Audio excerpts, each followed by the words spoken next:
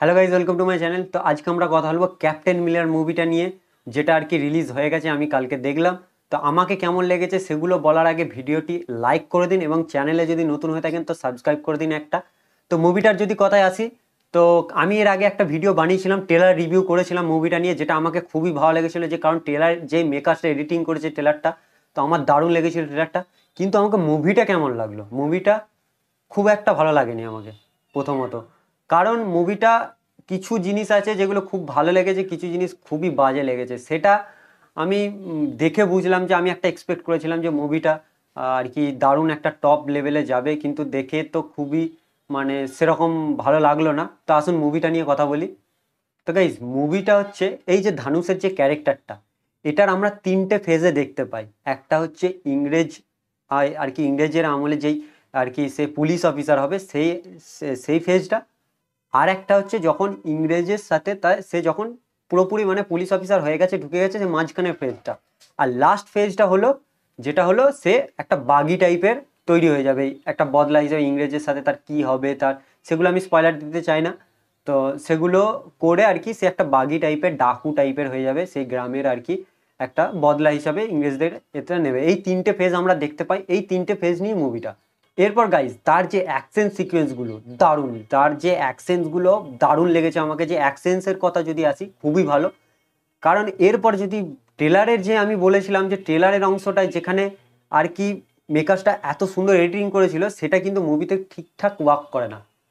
কারণ ধানুষের যে ক্যারেক্টার, ধানুষের তো পারফরমেন্স দারুণ দিয়েছে, ধানুষ তার পারফরমেন্স বিশাল দিয়েছে মুভিতে।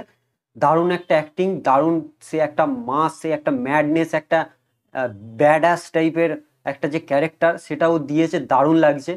কিন্তু ধানুষ বাদে আর যে ক্যারেক্টারগুলো ছিল, আর যে যে স্টোরি টেলিংটা, সেটা অতটাও মানে অ্যাট্রাক্ট করেনি। কারণ আমরা এর আগেও আর বলে ফিল্মটা দেখেছিলাম, সেগুলোতে এই জিনিসগুলো দেখেছি, সেগুলো কি আমাদের মনে করাবে যে এই জিনিসগুলো তো আমাদের দেখা। কিন্তু কথা হচ্ছে সেই একই ঘিসা পিটা, যে ইংরেজ দিকে তাদেরকে নিয়ে একটা যে তাদের। আর হ্যাঁ, সব থেকে বড় জিনিস হচ্ছে যে একটা মানে নিচ জাত উচ্চ জাত, এই জিনিসটা দেখিয়েছে মুভিটা, যে যে তারা নিচ জাতের আর কি মানুষগুলোকে উচ্চ জাতরা কেমন করে, সেই জিনিসগুলো আছে। তারপর বেসিক্যালি মুভিটা পুরোপুরি বদলা হিসাবে, মানে ধানুষের যে বদলাটা ইংরেজদের প্রতি, সেইটাই হচ্ছে মুভিটা কাহিনী, মেন প্লট।